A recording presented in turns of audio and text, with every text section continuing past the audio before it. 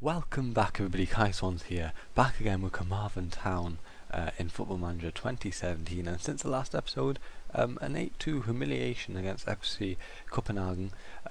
We've had some good games. Today's episode, obviously a big game, Club Brugge and CSKA Moscow in the Europa League. I'll do the first two games live for you. Incredible that we've reached the group stage, and it's like it's the fourth season, is it? Do mental maths. Yeah, it's the fourth season we're already in the group stage. That's ridiculous.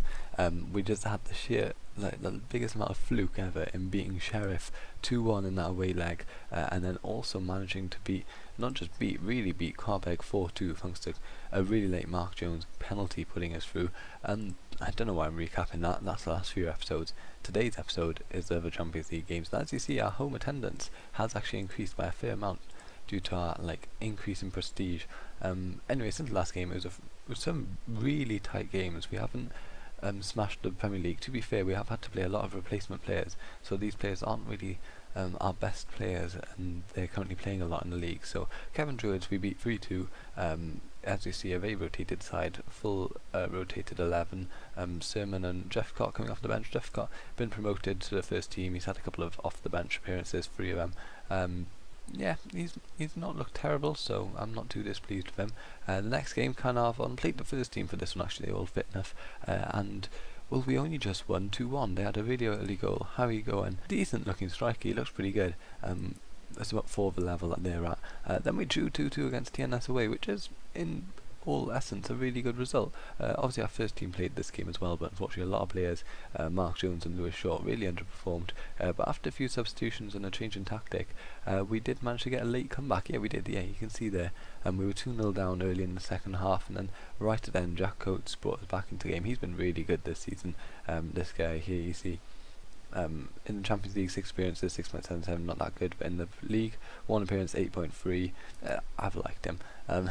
Doesn't look that good when you see it there, but I've liked him a lot. And then we beat, despite getting a red card, we beat Airbus 3-1.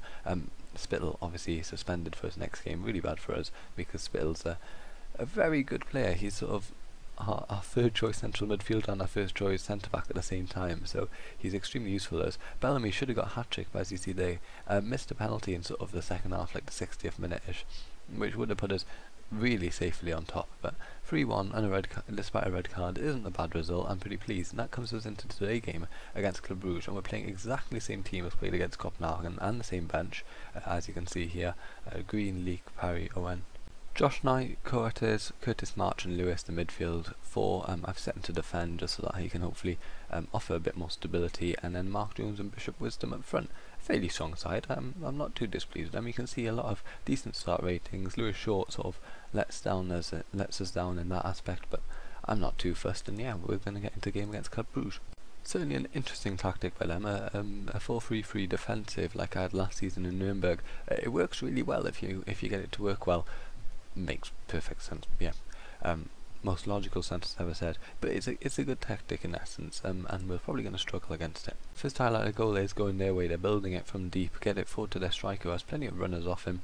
We haven't looked at any of their players, and we can't. I'm going to ignore if they score. Leek, goalkeeper Leek, oh my god, utter chaos then at the back, but fortunately for us they didn't capitalise, but they're still attacking here. Lovely clearance by Green. Jones has options. Jones with a terrible pass forward, and well, Club Brugge are attacking again, building it through the middle. Plenty of options. This Escolado bloke looks pretty good. Coates is going to get a yellow card now, which means he's suspended for the next game. Oh no, he didn't. Yeah, that guy looks pretty good. Obviously these players aren't actually as good as the Copenhagen players, or maybe not even as good as the Carmarthen and Sheriff players, sort of that level I reckon.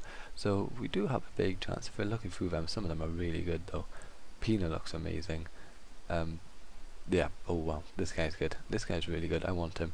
Vat Lejeune. I'm ignoring the fact that we've got a nice attack at the moment though. It's cut out and now they have a chance to counter. Club Brugge hits it forward to their striker, who's got between our centre backs and scores. Fair play, that was a pretty nice goal. I'm going to close this. There you go, just so that we can see the goal a bit. Yeah, it's a pity that they've got such a long pitch. It really doesn't help our screen. Here we see in 3D, they hoof the ball forward, De Vos gets between our 2 centre backs and just has an easy job of slamming it home, which he does to great, what's it called? great success. That's the term I was looking for. He does to great success. I'm not really expecting too much from this game. We are away against a far superior side who are actually professional and can pay their players lots of money, as we can see from like this guy. He's earning 10k, and they've just scored. Oh, it's offside. Exactly the guy I was looking at too. He was offside, fortunately for us though, which makes us keep hold of just a 1-goal disadvantage. One half-time change, and it's a familiar one for familiar reasons. Kane Owen underperformed, so he's coming off for Callum Roberts. I don't know. I have so much faith in Kane Owen to do well, but he never does. So I'm gonna have to look for. I don't know. I can't bring myself to replace him. He just has the perfect attributes. So who do I find that's better than him? Maybe a faster player who's just not as good mentally or physically or technically or something. I don't know. Don't know what to do to sort out our left back problem. Maybe it's just a tactic. Being a defensive fullback limits them in so many ways that they always just play bad. Don't know. We'll have to maybe test that out or just keep going. And we're into the last 20 minutes of the game nearly. I'm going to make a couple of changes. I'm looking at the strikers, and it's probably just going to be them coming off actually. Here we go. Ellis Bellamy and Aidan Smith coming straight into the team. Hopefully they can have an effect on the game and score. Oh, Green in tonight. We might actually get a draw from this at the moment. If we can score this attack, Green to Coates. Passes it back to Green again. We're keeping the ball just outside their area now. Smith back to March. Curtis March picks out Short. Short, can you get past this man and get a good crossing? Oh my, that is risky to say the least. We've kept hold of the ball somehow during that entire scenario of events or whatever you'd call it. Sure, we're not breaking them down because they're sitting very deep. They always have. Oh, Bellamy's just past his man. Bellamy shoots. Unfortunately, really should have scored that. But Hahn looking like an amazing keeper actually. This guy. If we just look through the attributes we can see, he looks like he could be really good. And with 10 minutes left, I have set us to attacking just in the hope we can get an odd goal. They have a goal kick now. They can build really well from the back. They're sort of playing a 4-3-3 with the two inside forwards almost acting as second strikers, so it's very hard for our defensive line to get used to them, as proven by this run here, which, yeah, they've scored. I don't know what Hale Brown was doing in that instant. He sort of was stuck here when we passed it across, when they passed it across. Here we see striker plays, a midfielder plays through Diaby, and Hale Brown just doesn't get back into position quick enough. Maraga's first to react on the back post, and, well, tucks it in. 2-0. I think that's this game over. We're sort of, oh well, not the worst. We're obviously going to be bottom of the league table. Udinese, it seems, lost to Moscow as well, which is a fairly interesting result. Wasn't expecting that, to say the least. And 2-0 lost. Well, I was expecting that. And we're back for the second game in the episode. As you can see here, complete change of tactic. The 4-4-2 is simply not working in the slightest, so I've gone for a 3-5-2. Fairly standard. I've got Leek, Spittle and Perry in defence, Pearson in the right mid position. The three central mids are Josh Knight, Callum Morris and Jack Coates. They're mainly picked, and a lot of these players are picked due to the form that they're in at the moment. And then Lewis Short on the left with Aidan Smith and Bishop Wisdom up front. Aidan Smith actually playing as a target man. He isn't that bad at it if we look at his attributes. He sort of, while he lacks the vision and the passing, he sort of has most of the rest of the attributes. Maybe not aggressive enough to be a target man, but hopefully we can sort of pull off a shock with this formation. Other results recently are 2 wins, an AFL LNG Cup, Merthyr Tydfil, we beat them 2-0, fairly comfortable win, and then we beat Port Talbot. It was fairly close. Jay Williams, something like that for them, gave away 2 penalties, which really helped us come back into the game and win 3-2 overall. I was rather worried, I will be honest, but thanks to Aidan Smith taking the penalties, we did manage to get back into that game. Moscow is obviously the second game of this episode. I think we're reported to have 9,000 tickets sold, which is a fairly decent amount to say the least. But yeah, we're going to go into this game. I think they're beat Udinese earlier, so yeah, it feels like they're probably the best side. Oh, they've gone for a tactic that sort of is very countering this one with sort of 4 players, 2 of them wide in attacking positions. It will be hard to cut them down. Let's have a quick look at some of their best players. Wow, you can, like, the range is very big because I lack of knowledge about them, but boy do they look good.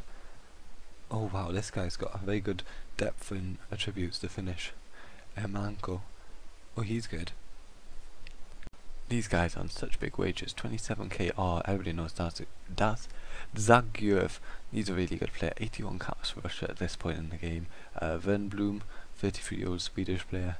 Lots of really good players. Jefferson and left back, the Brazilian. Never been an international, interestingly enough. Some really good player. Igor Ikhnivev. I can't pronounce his name. But yeah, let's get into the game. They've got the first proper highlight of the game, attacking down the strike, but we've cleared it forward. Hopefully Aidan Smith can play it on to Wisdom. Unfortunately, he plays it the wrong direction. CSKA Moscow come again. They're building it through the centre now. Ziguev out to Jefferson. Jefferson got acres of space to work with. Cross it in. Leak. Headers clear. That is obviously a weakness of this formation, is crosses will get through, but Aidan Smith can pull it forward first time. What the hell happened then? Hale Brown with a beautiful save, but I don't know what happened in attack then. We lost the ball in a stupid situation. They've got a corner. Whip it in. Back post. That looks like it's in the back of the net, but apparently it's out for a goal kick. Wisdom with a free kick hits the wall. Morris, Akinfave unfortunately saves that. A good chance for Morris then. Hopefully would have liked a goal. Spittle gets the ball but loses out, and Ermonenko pulls the ball forward for Moscow now, nearly getting it into box, but we have a chance to counter. Aidan Smith with the ball now in attacking position, picks out Morris to Coates with a terrible first touch, and now Moscow play themselves through. I mean, appalling touch by Coates in the middle of the park, really left us the ball. Here we see it in 3D, Ermonenko just gets the ball off of a poor touch by Coates, and Alpo is played through as Spittle tries to header it, but misjudges where the ball is. I've actually got him in a cover position, so he should come further back, but he clearly hasn't, and yeah, 1-0 down after quarter of an hour. It was a corner, they scored. Yay. Here it is in 3D, Jefferson whips in a lovely ball, to be fair. It's headed across goal again by Reyes, and Luskov at the back post just taps it in. The keeper's left stranded, defender left stranded, 2-0. It's fair to say the switch to a 3-5-2 has not worked as hoped, and Jack Coates has given away a penalty. Great, this guy's had a terrible game. Him and Spittle have really not done their bit for the game today. Here we see number 13, who's that for them? Number 13, Jefferson. Jefferson's been their star man this game. Jefferson takes the penalty, scores, tugs it away, 3-0 to them. Don't know why I'm watching a penalty in 3D. They're so, like, you know what happens. I mean, such a late dive by the keeper then, it's pointless, but oh well, keepers in FM17 are dreadful. First change of the game is to make it a 4-4-2, and I've taken Spittle off. He's had a dreadful game, half an hour played and he's already on 5.9, and I put Kano in out left. Hopefully it doesn't affect Spittle's morale that I took him off before half time, but that is the change I have to make. Moscow come forward with the ball now. Mainkalov crosses in, Alpo, oh fuck, with 2 penalties. Another penalty to them. I'm not even going to bother watching. There's been a lot of penalties recently. Jefferson takes it 5-0. Is it? Or is it 4-0? I can't remember. No, it's just 4-0 fortunately for us. I'm not going to watch it. We actually have a ball here. We just had an attack, but it was cleared by them. But now we've got another one. Aidan Smith tackled by Reyes. Alpo is basically through here. I'm about to take Parry off because he's had an absolutely dreadful game. Actually, I'm going to do that now while they attack, just because, you know, what's the worst that could happen here? Curtis March. There we go. Curtis March on for. We nearly had a chance to attack then. For Parry, who's had a dreadful game, and then Cortez has moved back into defence. Oh, 5-0. Crying out loud. Here we see Jefferson bombing down the left, gets past his men. Beautiful ball then, to be fair. Alpo just runs through the back line, and I mean, the keeper is just keepers in Football Manager are terrible. The final change of game for us is I've taken Wisdom off and put Ellis Bellamy in as more of a target man, and Aidan Smith as more of a poacher. It's not really much we can do at this point. We're 5-0 down.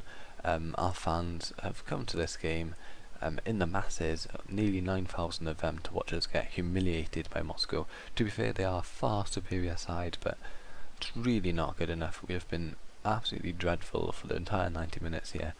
You can just see 60 roughly % of passes were completed, 81% of tackles won. Okay, that's not that bad, but the 65% of passes is appalling. They've got a free kick, hit the crossbar, Leak clears. Fortunately for us, that's game time. The annihilation is over. 6.29 average rating. No, I'm going to say aggressively, I'm far from pleased with that result. That was not a good way to end this episode. We got absolutely smashed. Anyway. Udinese actually got a win, a comeback win, I'm guessing. Where are they? That's Partizan. I don't know why we're Partizan. Oh, there we are. Yeah, they came back from 1-0 down to win 3-1 against Club Brugge, which is waiting for us because we've got a double game against them next time. What was the stadium like? Where do I go here? 5,200 tickets sold. That's really good. Not as good as quite as good as Copenhagen, but if we have a quick look at finances, income, we got gate receipts 100,000 this month already. It's looking really good. Look at that. The prize money is the excessive 5 million that we've got this season dwarfs any of the previous season's incomes. Although we've got a decent amount coming in gate receipts this season as well. Our bank balance looks amazing. To the board, are the board going to give us anything? Increased junior budget. Say that.